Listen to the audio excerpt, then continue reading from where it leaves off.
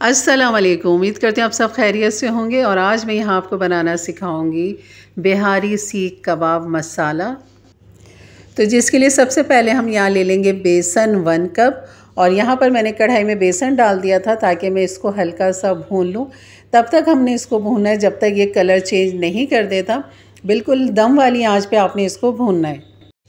तेज़ आंच पे हमने इसको नहीं भूनना, बल्कि बिल्कुल हल्की, जो दम से थोड़ी सी तेज़ होती है ना, बस इतनी आंच पे आपने इसको भूनना है। और चमचा मुस्तकिल चलाते रहना है ताकि नीचे से ये लगे नहीं, काला ना हो, डार्क ब्राउन ना हो। देख रहे हैं आप कलर कितना अच्छा सा गोल्डन कलर मैंने इसका किया है, क्योंकि चमचा मुस्तकिल चलाती रही हूँ, इस वजह से इसमें ये कलर आया। इसको करेंगे ठंडा। फिर इसके बाद हमने डालने हैं जो इसके अंदर मसाले, जो कि ये मसाला बना के अपने बकरीद के लिए, अपने मीठी ईद पे दावतों के लिए बना के आप रख सकते हैं। इसका कलर दिखा रही हूँ मैं आपको करीब से, कितना अच्छा गोल्डन हो चुका है। बस इसको करके ठंडा। अब यहाँ डालेंगे मसाले। और यहाँ डालने के लिए हमें चाहिए 1 टेबल स्पून भर के काली मिर्च, 2 टेबल स्पून भर के हमने यहाँ पे ले लिया सफ़ेद ज़ीरा, और यह है लाल मिर्च पाउडर। यहाँ पर मैंने ये 4 टेबल स्पून लिए हैं लाल मिर्च पाउडर। और यहाँ पर लौंग डाल देंगे तकरीबन 1 टेबल स्पून भर के। और यहाँ पर छोटी इलायची तकरीबन 10 से 12 अदद ले लेंगे। दालचीनी के टुकड़े हैं 2-2 इंच के, तकरीबन 5 से 6 अदद। और मेरे पास ये जायफल जवतरी का पाउडर है पिसा हुआ, ये मैंने 1 टीस्पून भर के ले लिया है। अगर पिसा हुआ ना हो तो आप एक नट ले लें जायफल का, और जवतरी के 2-3 पीस ले लें।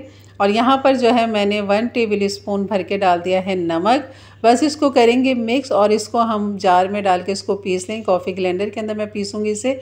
तो बस इसको मिक्स करेंगे और देखें कितना आसान है। सब आपके घर के मसालों से ये सब चीज़ें निकल जाएंगी। और बेसन तो आजकल है ही घरों के अंदर, तो ये बस बनाए बिहारी मसाला बना के रखें। यकीन करें सीख कबाब, इसकी रेसिपी सीख कबाब की कि मैं कैसे बनाती हूँ इस मसाले से, इसकी रेसिपी इंशाल्लाह आपको मैं कल दूँगी। और मेरे चैनल से जुड़े रहिए ताकि इस तरह की मुनफरिद रेसिपी जो घर में ही मसाले, घर के मसालों से तैयार होते हैं, यकीन करें बहुत लजीज बेहतरीन इसमें खुशबू आ रही है पीसने के बाद। और जो जायका निकल कर आएगा ना जब आप बनाएंगे, तो आप खुद हैरान रह जाएंगे कि बाज़ार के डब्बों से बेहतर है आप घर के मसालों से, साफ़ सुथरे मसालों के साथ आप अपने घर में ये मसाले तैयार करें। तो यहाँ पर बस पीसने के बाद इसको मैं छान लूँ, जो मोटा मोटा रह जाता है इसको दोबारा कॉफ़ी ब्लेंडर में डाल के उसके साथ में पीस के इसको छान लेती हूँ। और ये हो गया था मेरा फाइनल डन। और यहाँ पर बस ये मसाला देखें कितना फ़ाइन मसाला हमारा तैयार है।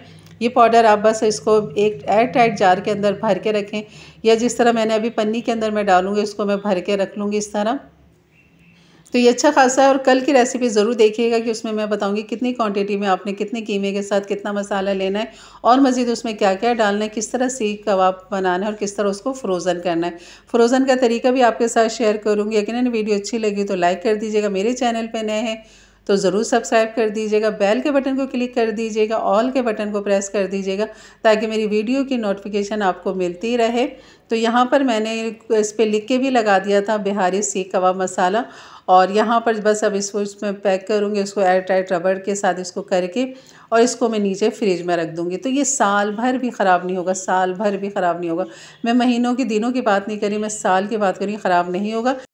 तो यकीनन आज की वीडियो ज़रूर अच्छी लगी हो तो लाइक कर दीजिएगा। मेरे चैनल पर नए तो सब्सक्राइब कर दें। इजाज़त दीजिए, अल्लाह हाफ़िज़।